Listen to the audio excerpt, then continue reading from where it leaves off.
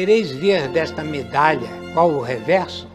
Então ide buscar em tetos de igreja o Ataíde. Se o Aleijadinho, em seu gênio, pela paixão nos agride, nos abre a glória celeste, o Ataíde. Se o céu a terra supera, pintá-lo ousado decide, dos anjos rouba os azuis, o Ataíde. Se nele existe o arquiteto, com o pintor não colide, pois enche o céu de colunas, o Ataíde. Pintando a Virgem Maria e a luz que nela reside, dá-lhe uma face mestiça, o Ataíde.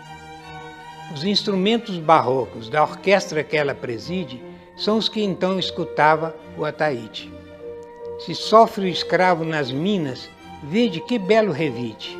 Põe-no entre os anjos cantantes o Ataíde.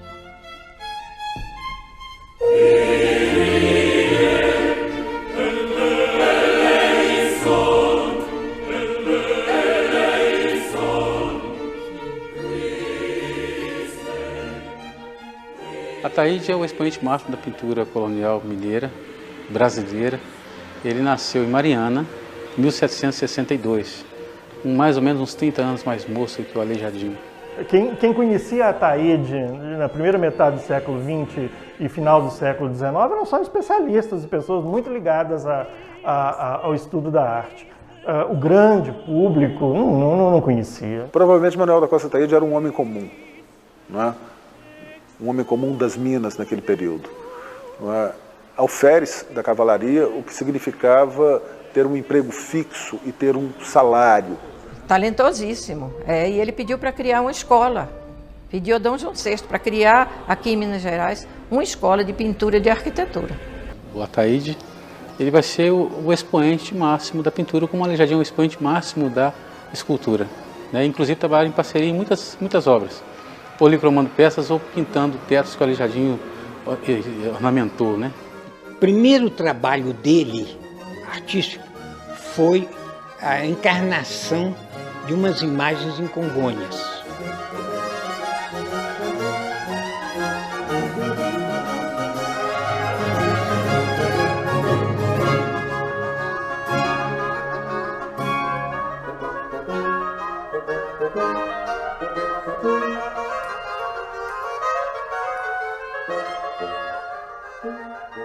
Quando Ataíde chega a Congonhas, ele vai pintar a ceia, o horto e a prisão. Juntamente com a policromia das peças que vão compor as cenas de cada capela, ele vai também ambientar a capela para que fosse um cenário. Na realidade, cada capela é um cenário, né, teatral, onde tem os atores, são as figuras, e o fundo, né, as paredes, a frontal e as duas laterais, é o cenário. E policromar é dar cores, né, encarnar uma imagem, dar cor de carne à figura. E na realidade a escultura é um híbrido entre a pintura e a escultura. Então o escultor esculpe e o pintor vai usar aquilo como suporte. E é legal que ele coloca luz e sombra sobre a escultura, embora ela tenha volume. Por isso que é um híbrido. Né? E ela é responsável por toda a dramaticidade da escultura. Se não for um bom pintor, ele acaba com o trabalho do escultor. Essas peças da ceia ficou muitos anos, dos passos foram muitos anos assim, obscuras, assim, as pessoas não davam importância, principalmente os historiadores. Em 57, quando houve a grande restauração com o professor Edson Mota, do IFAM, eles redescobrem o Aleijadinho. Aí eles chamam de a redescoberta de Congonhas, porque redescobriram todas as paredes, todos os quadros da Basílica, as imagens foram todas restauradas e principalmente os passos. Aí descobriram embaixo de 6 camadas de tinta a pintura exuberante do Ataíde com tons pastéis, com aquela dramaticidade que se esperava das peças do Aleijadinho. E estava intacta debaixo dessas camadas de repinturas. Então foi uma verdadeira redescoberta do Ataíde em Congonhas.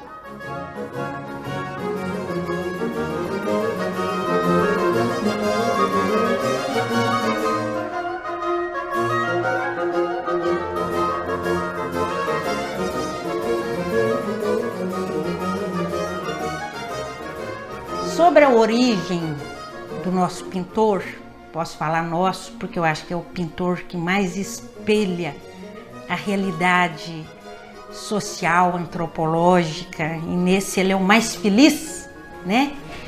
Ele era filho de uma mulher pernambucana, livre, Maria Barbosa de Abreu, e o pai dele tinha patente militar, capitão Luiz da Costa Ataíde. O Ataíde, no testamento dele, diz, né, que estou com tantos anos, declaro que sempre vivi no estado de solteiro, mas que por fragilidade humana tive 4 filhos. Sabe-se pouco sobre a mãe dele. A mãe é pernambucana, mas ele nasceu na freguesia do Ribeirão do Carmo, em Mariana. Mariana é a cidade onde passa a maior parte da vida dele. Ele nasce em Mariana e morre em Mariana. Apesar de ter morado em algumas outras cidades, enquanto exercia a tarefa de pintor e mesmo sendo alferes, né, mas o lugar dele, a residência dele, né, o ponto fixo dele é Mariana.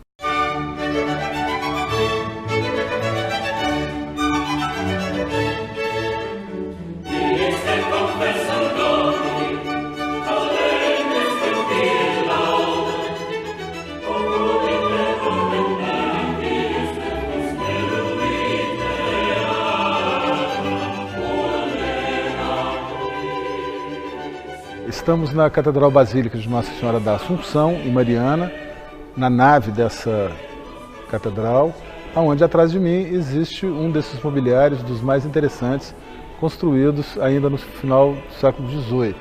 É um tapa-vento que tinha uma função muito específica naquela época, que era justamente impedir que o vento entrasse e apagasse as velas acesas aqui dentro.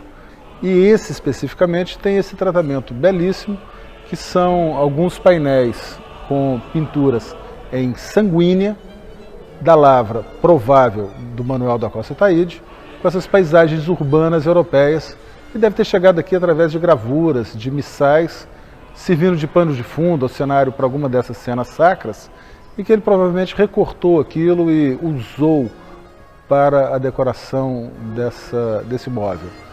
Na nave existe ainda o altar de Nossa Senhora Aparecida, que provavelmente o fundo do camarim também é de autoria dele.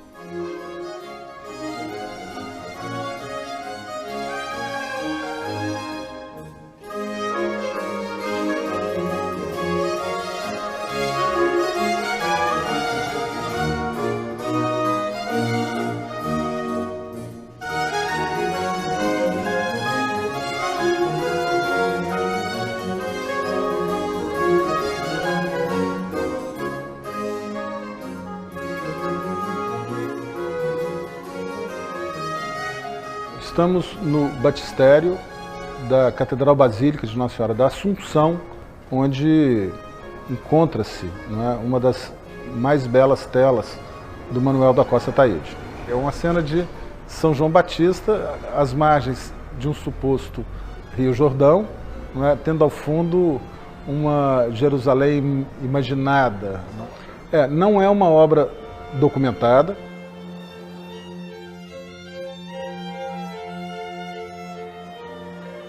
O que nos faz acreditar que seja uma obra da Ataíde, além de outras coisas, é justamente a tradição marianense em atribuir a ele essa pintura.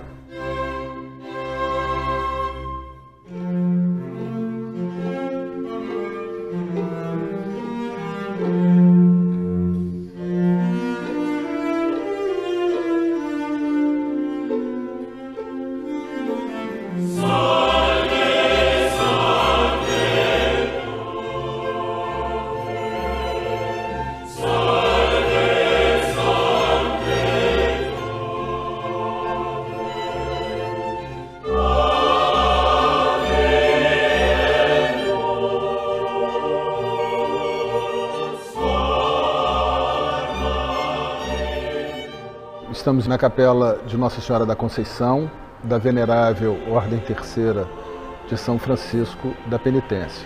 Estamos na nave, onde temos o altar de Santa Isabel, que é pintado e dourado por ele.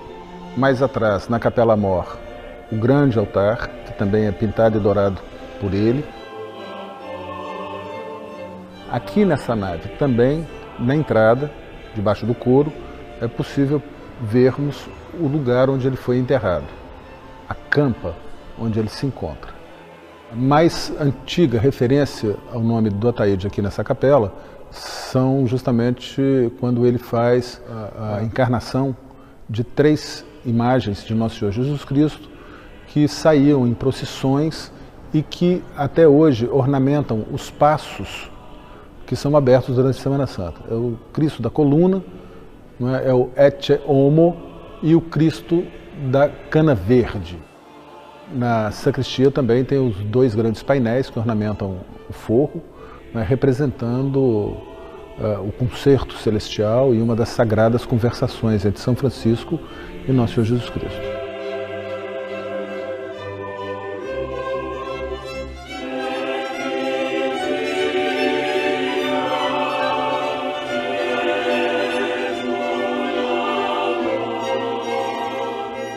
Olha, são 2 cenas que nos remetem ao final da vida do santo. Uma é essa sagrada conversação e o outro é o concerto celestial. O santo, quando morre, tem-se notícia de que escuta-se, pelas redondezas e pelo lugar da morte dele, uma música que não vem de lugar nenhum, uma música que vem do céu. Então é esse concerto celestial que temos aí.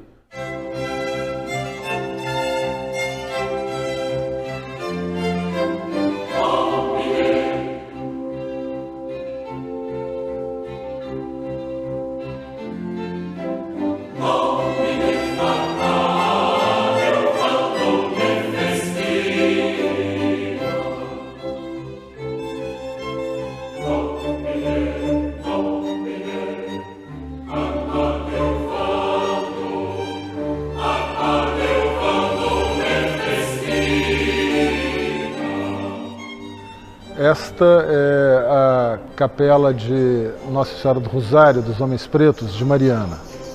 Nela também temos obras de Manuel da Costa Ataíde, que trabalhou na Capela Mor fazendo pintura e douramento do retábulo, das tribunas e toda a pintura do forro desse espaço. É o único forro documentado dele, existem os contratos, existem todos os recibos, e também num processo civil que Manuel da Costa Ataíde move contra essa Irmandade porque ela não o paga na sua última prestação. E é nessa ação que ele fala do que ele tinha feito aqui dentro. Ele escreve isso: finas tintas, finas cores, elaborada arquitetura e valente perspectiva, valente pintura.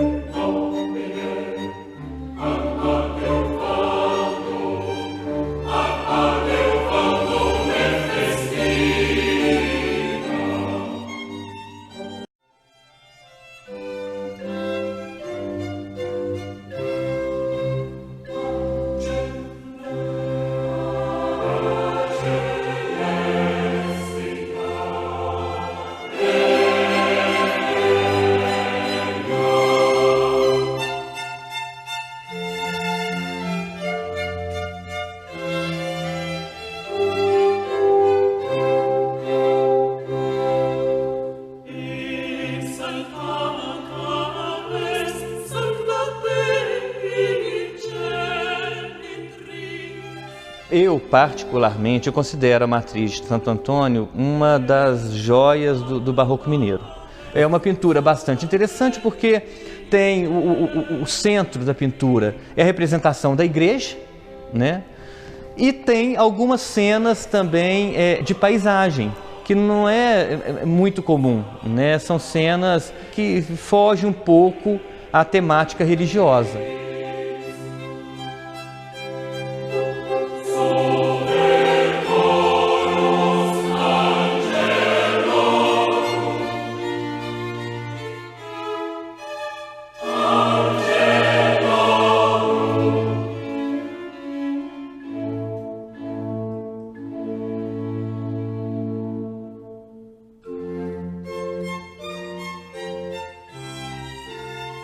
Eu percebo que o Ataíde trabalhou de Ouro Branco para lá, de Ouro Branco para Ouro Preto, Itaverava, etc., e não chegou a passar aqui para a região de São João del Rei. Daqui ele não seguiu mais em direção ao sul de Minas, sabe?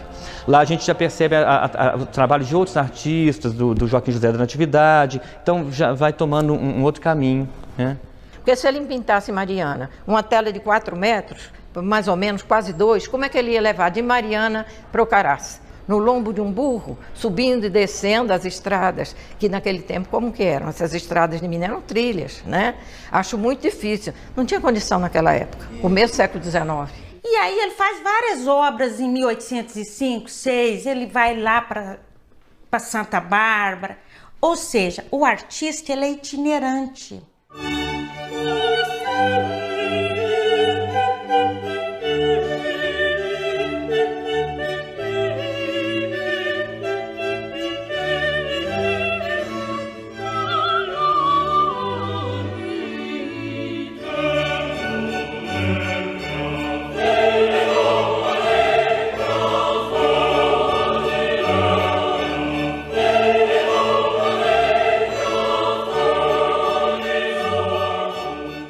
Estamos, nesse momento, dentro da Igreja Matriz de Santo Antônio, em Santa Bárbara. A Ataíde, a sua interferência se restringe à área da Capela Mor, com recibos e documentação datada de 1806, 1807, onde então ele pinta as ilhargas da Capela Mor, o camarim do altar mor e o fundo dos nichos deste mesmo altar, o teto dessa mesma Capela Mor, e inúmeros ramalhetes e florzinhas que decoram tudo isso. Mais os 2 grandes painéis narrando a história do filho pródigo. Olha, isso já é final da vida dele. A impressão que nós temos é que quando ele vem para Santa Bárbara, Catas Altas e o Caraça, né, ele já está em fim de carreira. Já está com aproximadamente seus 50 e tantos anos, não é? O que faz com que essa pintura seja de muito melhor qualidade.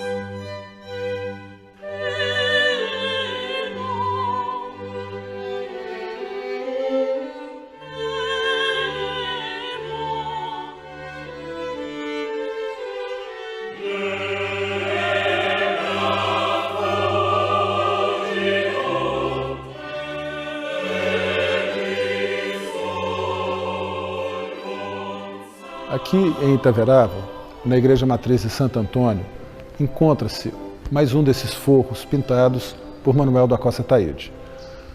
Provavelmente, essa pintura é aquela mais distante do seu centro de origem, mais distante, portanto, de Mariana e de Ouro Preto, lugares em que sabidamente ele trabalhou e em grande proporção. Essa pintura localiza-se no forro da Capela Mor. Existe aqui também uma outra pintura no fundo de um oratório, onde hoje funciona uma Capela do Santíssimo.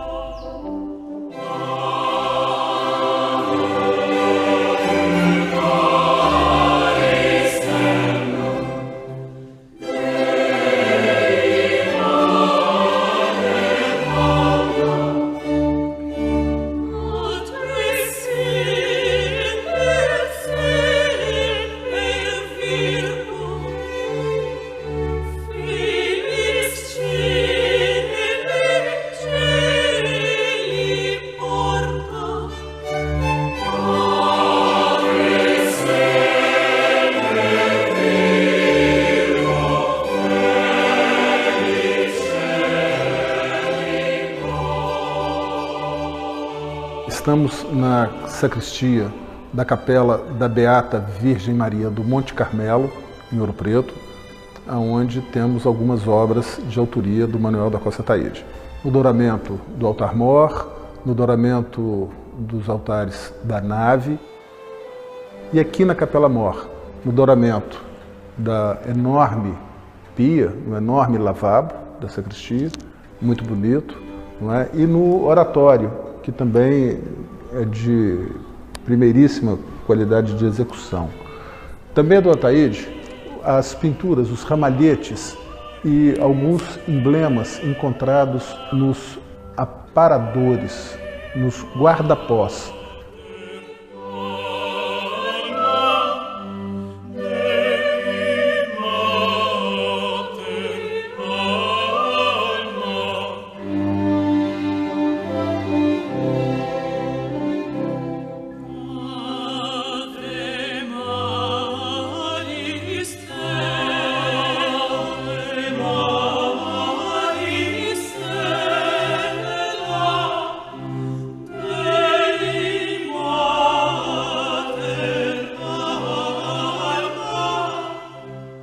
Estamos numa capela da Irmandade de São Miguel e Almas, dedicada ao Senhor Bom Jesus do Matozinhos, cuja tradição é justamente representar as vias sacras. Aqui na nave nós temos duas enormes telas de Manuel da Costa Ataíde, representando justamente dois desses momentos da via sacra. O momento inicial, que é a última ceia, e aqui essa última ceia é resolvida em termos rococós de muito boa qualidade. E uma das últimas cenas dessa via sacra, que é a cena em que Jesus é pregado à cruz.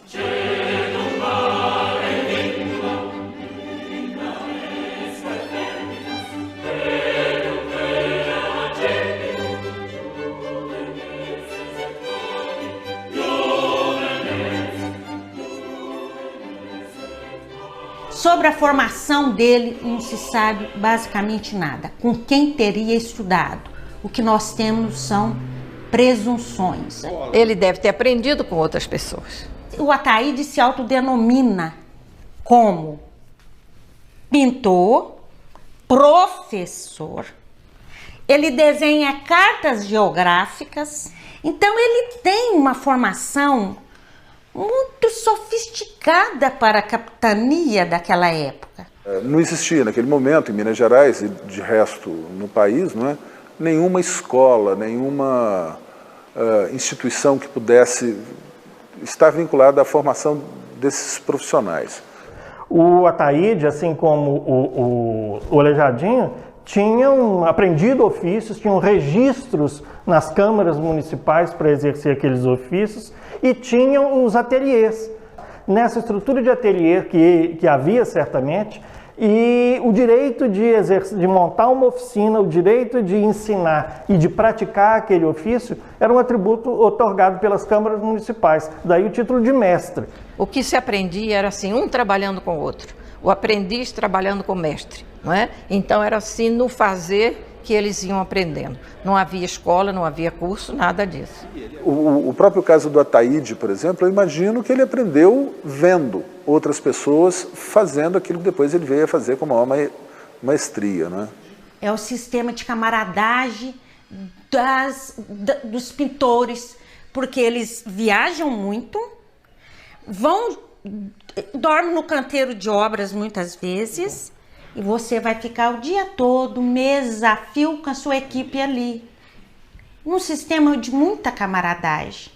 Você imagina, o pintor está fazendo, ele concebe, ele pensa, ele concebe, mas ele executa também. Mas ele precisa executar tudo. Nenhum desses pintores trabalhava sozinho. Eles tinham as pessoas que trabalhavam, que preparavam as tintas, né? Tinham as pessoas que subiam com material e desciam do andaime. Na pintura de forro tem as figuras e o fundo. Você acha que o artista precisa ficar fazendo fundo com aquela obra inteira? Ele põe seus aprendizes. Fica fazendo nuvem aí, que enquanto você fica fazendo nuvem, eu vou lá em Passagem de Mariana pintar um altar, o arremate, mas faz essas nuvens direito, vou te ensinar.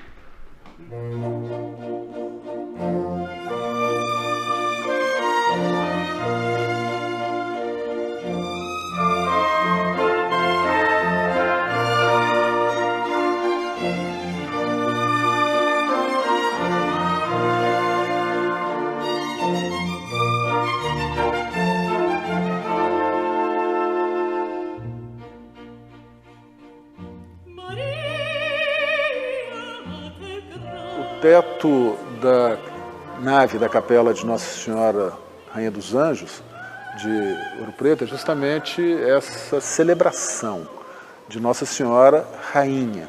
É uma das invocações, um dos inúmeros títulos que ela ostenta, no momento da sua coroação de estrelas. E a Ataíde põe nesses anjos as representações de músicos.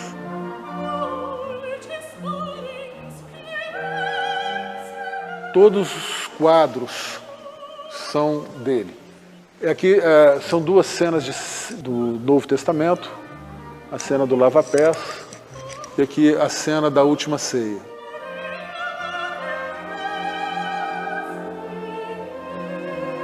Todo o douramento, toda a policromia, imitando mármore, imitando pedra decorativa nesse altar, são também de autoria dele.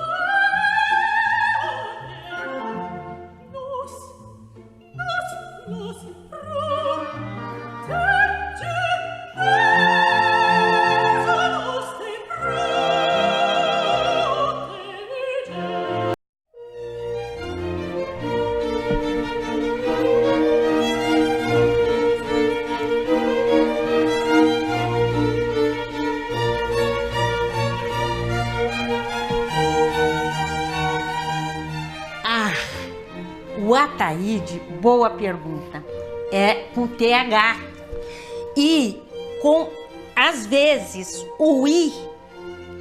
Com a pena é o I caudado, não é Y, é o I caudado, porque você vai tirar a pena para botar o acentinho e aí sai o I caudado. Quer dizer, são três modos diferentes de escrever, né? Manoel com O, o Manuel com U.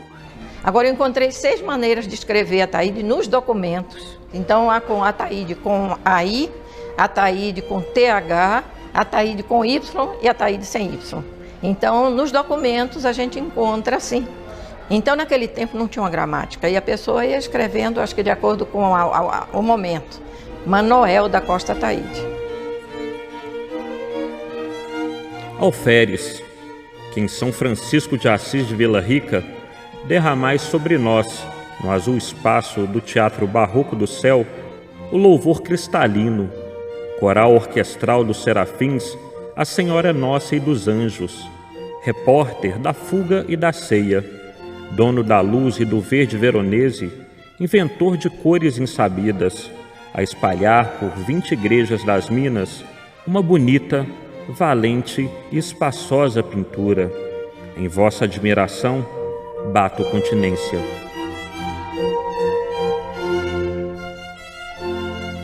Manuel da Costa Ataíde, como um homem do seu tempo, procura fazer parte de todas as mais importantes irmandades existentes naquele lugar e naquele período.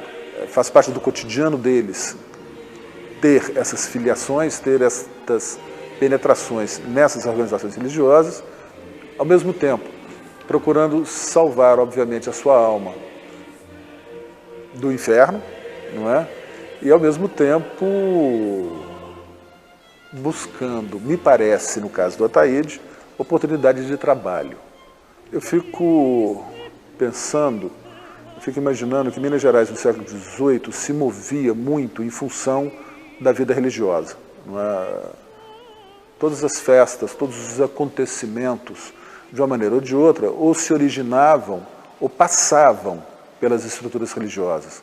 Para onde ia os artistas que queriam produzir coisas boas? Para onde tinha dinheiro, né? Evidentemente, Ouro Preto e Mariana, principalmente Ouro Preto, era a maior fonte de riqueza. A igreja é a grande patrocinadora da obra de arte, seja ela arquitetônica, escultórica, pictórica, musical, literária, uma vez que sermões, música e a própria ornamentação era paga e era patrocinada por ela.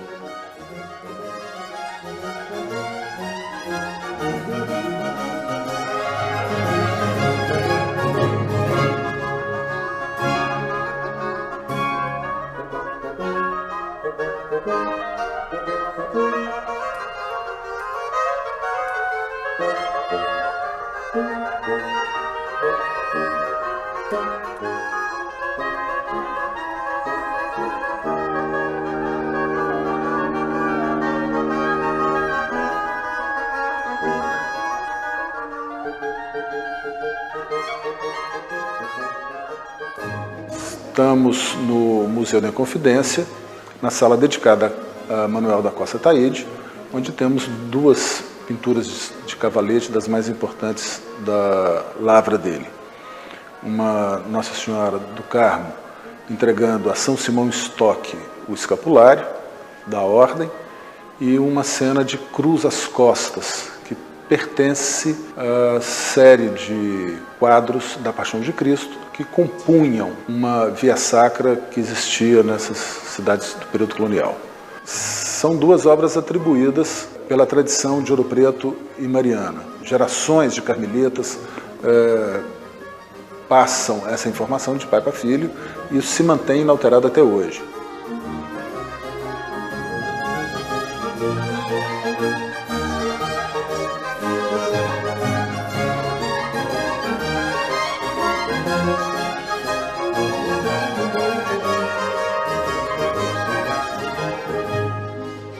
O mestre de tintas ele tinha função não só de pintar tetos, como esses tetos que a gente vê nas igrejas, e quadros, mas também pintar portas, paredes. Era um trabalho geral de pintor. Mas o trabalho de encarnar e de policromar, o que é encarnar? Encarnar é dar cor de carne às figuras. Era a ideia do barroco, naquele momento, de que as imagens se aproximassem do humano, para poder pegar o fiel pela emoção. A função da obra de arte, de uma escultura, é devocional. O fiel vê a escultura não como escultura, mas como objeto de devoção. E as cores têm um sentido religioso. Por exemplo, você vê a Nossa Senhora com uma túnica vermelha, um manto azul e sobre a cabeça um pano branco, um véu branco. O azul, mulheres casadas, da época de Cristo. O vermelho, as castas.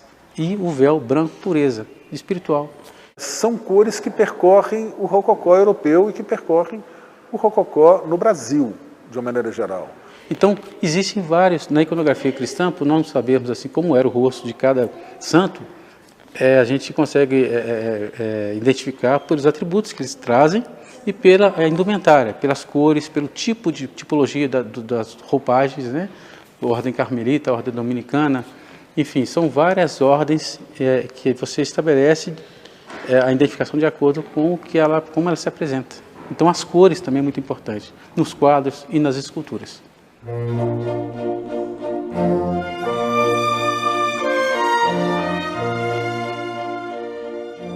Estamos no Museu do Oratório do Instituto Flávio Gutierrez, em Ouro Preto, onde também temos duas obras atribuídas a Manuel da Costa Ataíde. Uma atribuição mais antiga, que é esse requintadíssimo oratório em rocalha. Esse oratório, outro, do Francisco Vieira Servas, é uma atribuição mais recente. O oratório nos remete sempre à questão do altar maior. É como se houvesse a possibilidade de levar para casa, né, aquilo que acontecia ao nível das grandes capelas e das igrejas matrizes.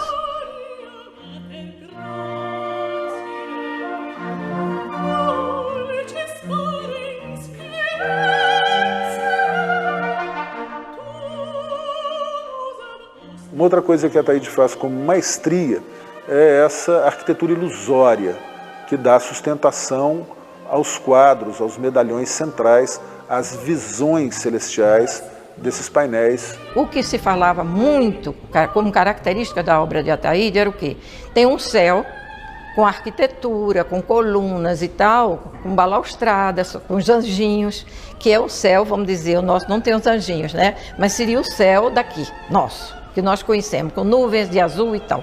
E tem um outro céu, como se aquilo se rompesse e você visse bem mais profundo, que é o céu que Ataíde imaginou, o céu da Nossa Senhora, com o rei Davi, anjos cantores, tudo mais. Há um estilo Ataíde de pintar pessoas. A orelha, por exemplo, é bipartida em 2 blocos. Os olhos, geralmente, a esclerótida é muito acentuada. E as rocalhas são típicas de Ataíde, parece uma onda que vem e volta. Então, tipicamente Ataíde, tá? E tem uns jasmins, umas rosas também típicas dele, como os anjinhos. Você olha, os olhos são meio revirados, meio assim, até um pouco tortos, e são típicos de Ataíde. Ah, mas os anjos músicos, nas estampas, sobretudo aquelas gravuras que vieram do Renascimento, tinha anjos músicos. Na Europa, no Renascimento, era muito comum representar anjos músicos, sobretudo ladeando Deus, Nossa Senhora, sempre o anjo com um instrumento de corda, um instrumento de sopro, era muito comum.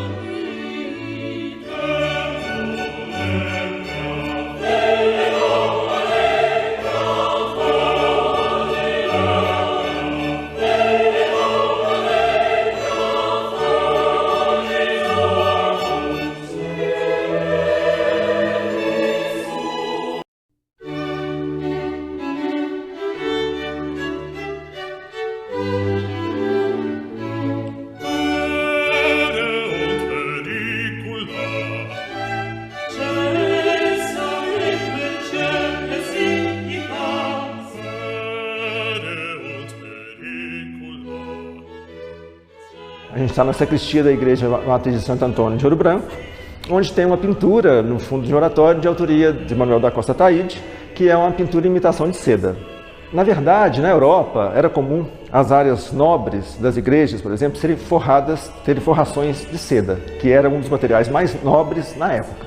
Em Minas Gerais, como a gente não tinha seda suficiente para atender essas necessidades de forração de retábulos, etc., os pintores eram contratados para executar pinturas em imitação de seda. Um desses pintores foi o Ataíde.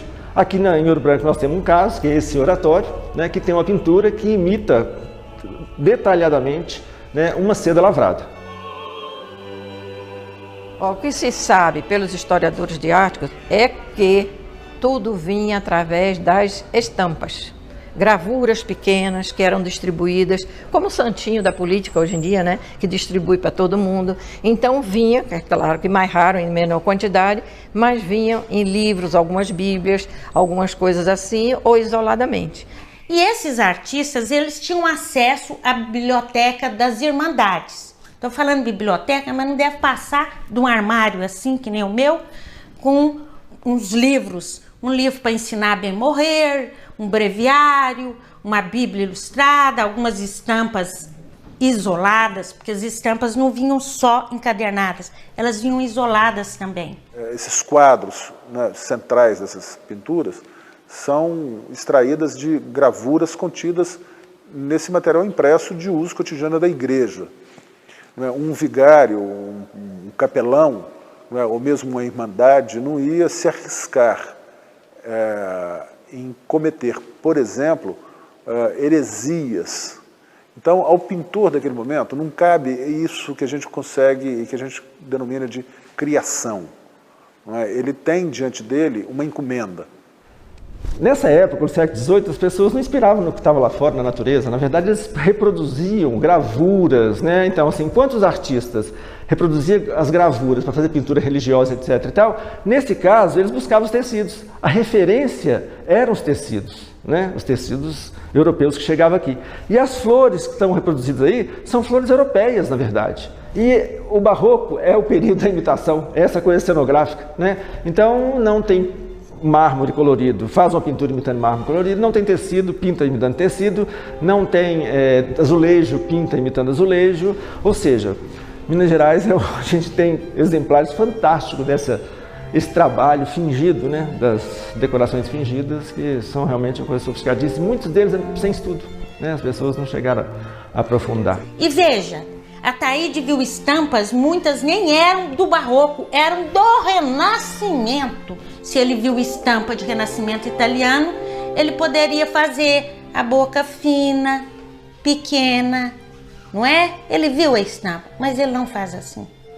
Põe lábios grossos, muitas vezes semi-abertos e figuras rechonchudas.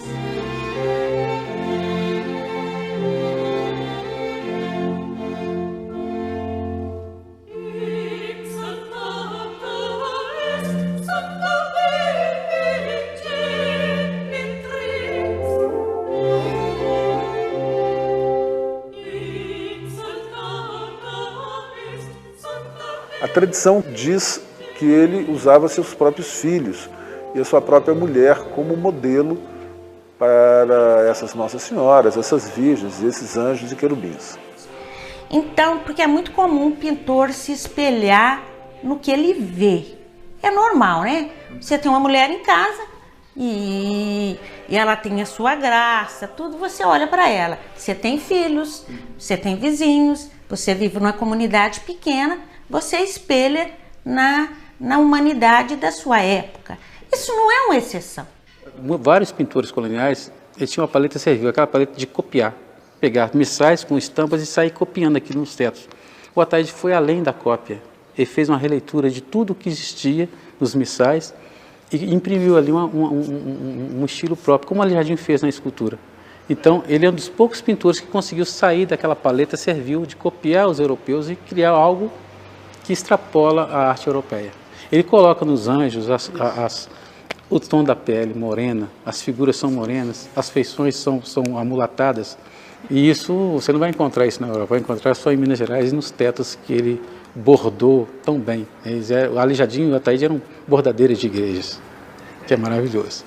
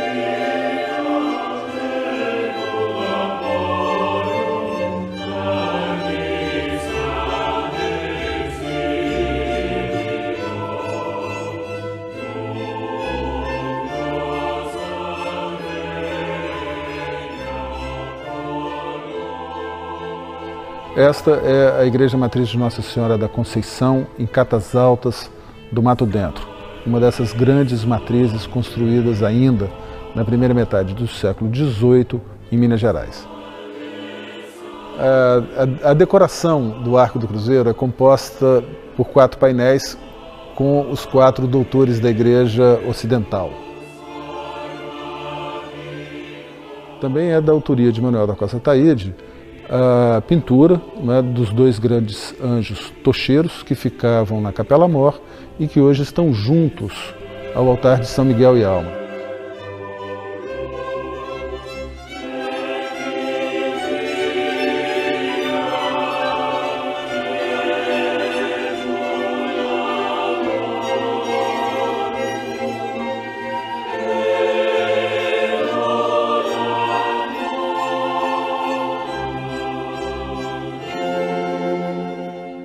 Em termos técnicos, o que se sabe é que ele usava da têmpera para fazer todas essas pinturas. Muito pouca coisa em óleo, caro, por ser muito caro, isso é difícil de ser obtido naquele momento. Olha, a pintura em geral é feita com pigmentos, muitos deles são minerais, hoje muitos são totalmente abolidos, por exemplo, o branco de chumbo, que a Ataíde usou, não se usa mais porque é venenoso, então há várias cores que são, vários pigmentos que são venenosos. Então hoje vai se evitando ou se deixa de usar. Ele provavelmente usava da técnica de ampliar os desenhos e perfurar papéis, levar esses papéis perfurados até o teto e com uma boneca de carvão transferir o desenho para a superfície branca. Então ele fazia o desenho, que pode ter sido decalcado de um desenho dele, e marcava as linhas de dobra de um tecido, de uma roupa, tudo mais. E as pessoas podiam mudar. Acontece que muitas vezes não mudava nada. Por quê? Porque era ele mesmo que fazia. Ele desenhava e ele pintava naquele local.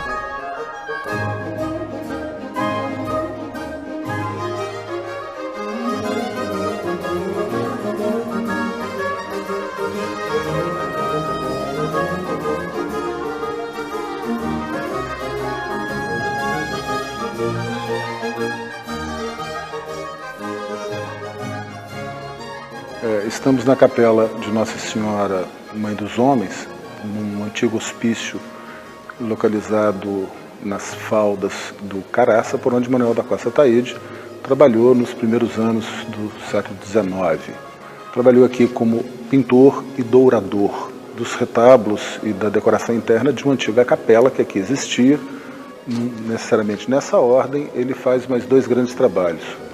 O retrato do irmão Lourenço, fundador da casa, e a grande ceia, né, que estamos vendo agora.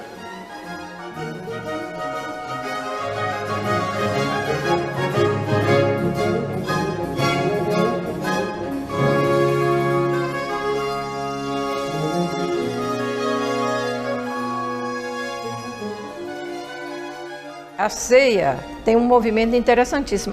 Essa tem, por exemplo, dois servos, dois criados que estão servindo a mesa. Um até parece estar conversando, dizendo algum galanteio para a moça que vai servir, né?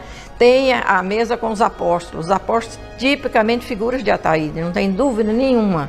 E uma tela grande, importantíssima, inclusive por ser já no final da vida dele, 1828, está assinado lá, e ele morre em 1930 ou 32. Então foi no fim da vida dele. Há muita coisa a ser pesquisada sobre o Ataide, né? E é possível ir chegando aos poucos. Porque vocês têm que imaginar que nos próprios arquivos, por mais que a documentação já esteja bem organizada, na documentação avulsa sempre aparece uma coisinha.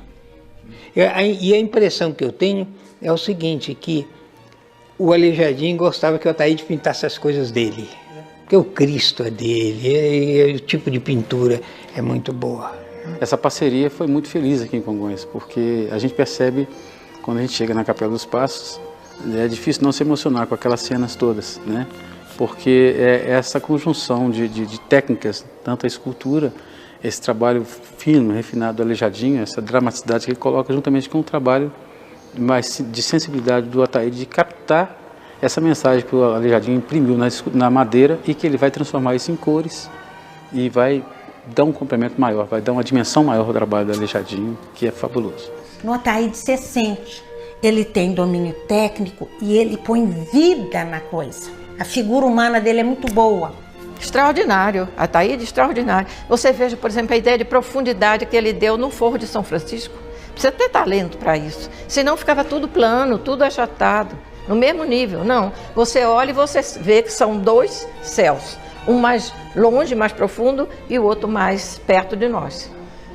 Então isso precisa ter talento. As cores, as formas que ele jogava, a própria rocalha que ele usou, maravilhosa.